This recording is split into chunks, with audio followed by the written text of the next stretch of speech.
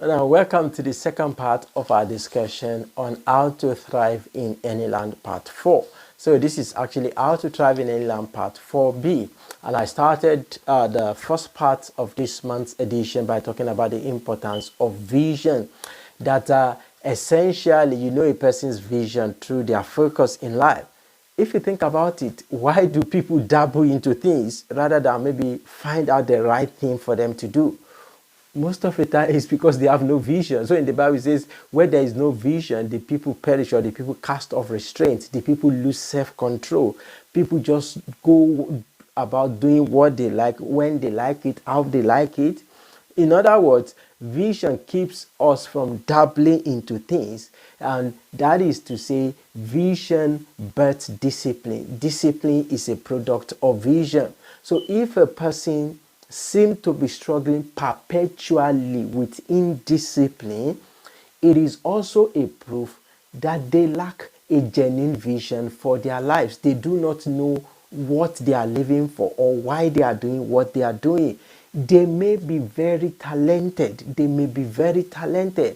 And this explains why most of the time, maybe some highly talented people do not live true to their potential, because they struggle to actually put their talent in concrete terms in the context of maybe the bigger picture or what they are supposed to be doing with their talent or their gift. So if a person seems to be struggling with discipline, the idea is not to just say, oh, do less of this, do more of that. It is actually more of a vision issue, whether people can see themselves doing certain things or not. In order to drive home this point, if you think about it, most educational institutions, most maybe institutions that you can even think about, they were founded with a particular vision in mind, and that birth or that influences the kind of discipline that is expected in such settings. So I think about it like this, that a school, for example, is a center of discipline. Why? Because there is a particular vision that the school stands for. You are there to learn.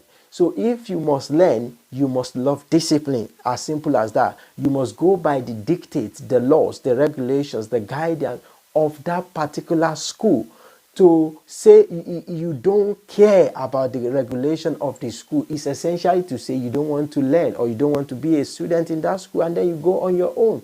That's why students cannot go into school anytime they like, do anything they like, or attend classes anytime they like, or do exams anytime they like. No, these things are structured because the school has a particular vision that they want to achieve, they want to aim for. So what that means is, if a person's life just seems to be going anyhow without a clear direction, the starting point is this issue of vision. That there is a connection between lack of vision and indiscipline. Lack of vision and indiscipline. And I personally believe that this is why you see so many display of foolishness around the world today. That's where you hear of all sorts of mistakes or stupid and dumb things that people do today. It is not because people do not have an idea of maybe right or wrong as such. It is more about people struggling with indiscipline, choosing between what is good, generally speaking, and what is right for them as individuals, which is relative to maybe their vision in life, their purpose in life, whether it's with alcoholism, whether it's with sex, whether it's with money, whether it's with different things in life that maybe young people seem to struggle with, or elderly people even struggle with at times. It is largely because people are indisciplined that they end up making foolish and wrong choices. So that means there is a close connection between indiscipline and foolish behaviors, indiscipline and reckless living, indiscipline and careless living.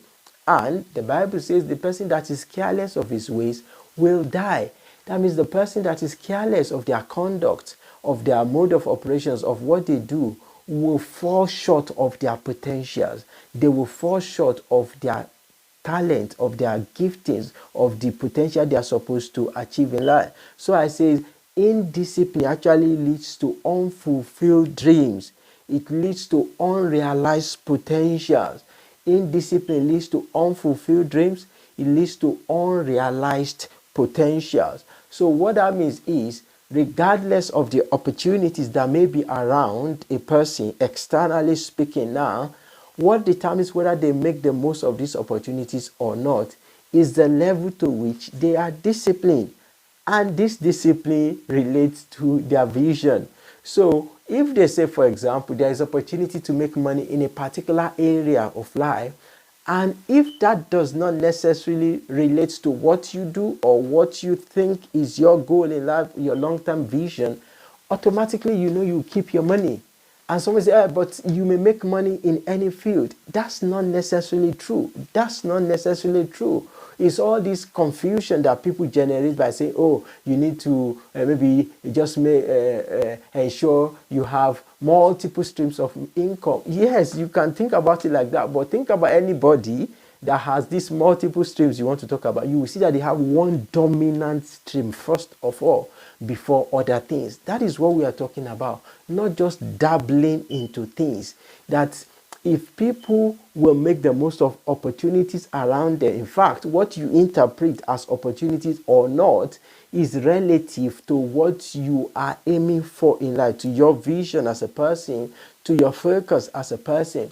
So in any land you find yourself at any given point in time, if you check human history, people of vision have always been exemplary people. People of vision are always people of distinction, whether it's in times of economic recession, is in time of economic boom. Even if there is economic boom, there is everything around you, there is money. You don't know what to do with the money. You know what happens? They say a fool and his money soon part companies. The fact that there is abundance in the economy, or there is abundance of money around you, if you don't know what to do with it, it will look as if you didn't have the money, because in no time the money will be gone. On the other hand, even if there is scarcity and a person has a big picture of what their life should be about, in no time they will overcome this disadvantage and go ahead to achieve something remarkable in their life. So I say, to the degree that a person is disciplined wherever they are, regardless of what they do, as in their vocation, their job, whatever they are doing as individuals, that is the degree to which they will thrive in that particular land. To the degree that a person is disciplined in their conduct, in how they handle money, in how they handle relationships, in how they talk about or respond to issues, that is the degree to which they will thrive. So reckless living is not just a sign of visionlessness, is also a pointer to a bleak future. I take that again. Reckless living in the present is not just a sign of visionlessness, but also a pointer to a bleak future. In other words, the future is bleak. The future is not so bright for anybody that cannot make the most of the present. And the reason why people cannot make the most of the present most times is related to indiscipline, is related to lack of vision.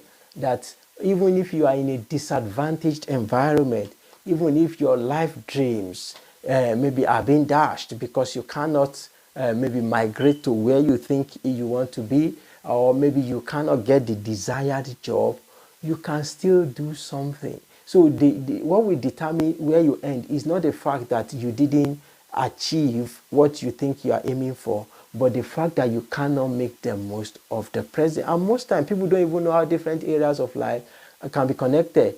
In other words, the fact that you are aiming for something now and you cannot, or you do not, for whatever reason, achieve that, does not mean you should just be careless in the present, because while you are making the most of the present, you do not know what other opportunities you can attract, and how that can make a tremendous difference for you in life. So even if you are disappointed, if you face disappointment for not being able to achieve a particular result, that's not going to define you. If you focus and you make the most of what you have in the present, or of where you are in the present, there is no way eventually a bigger opportunity, a bigger door, a bigger opening will not come your way. And that way you will thrive in life. That is a way of actually seeing yourself, regardless of the environment that you find yourself, that you can influence what happens in your life more than any external factor or environmental condition. I think this will be a convenient point for us to draw the curtain for this month of May 2024. I've talked about two other things. I continue the discussion on the acronym Thrive by looking at the letter I on information, as well as letter V. And I'm hopeful, I'm hoping, I'm believing that next month I'll be able to talk about the last one, letter E, and wrap up this discussion. So what that means is, come the month of June the 21st, the third Friday in June, I'll be talking on how to thrive in any land, part 5. How to thrive in any land, part 5. And maybe that will be, hopefully that will be the last in the series, and then we'll move on to some other things. Now, if this has inspired you, if this has blessed you, this has ministered to you, I want to encourage you to share with somebody, or tell somebody that you love, somebody that you know, to listen to this again, like it, and let the effect also go beyond you as a person. And of course, if you have got any questions about anything that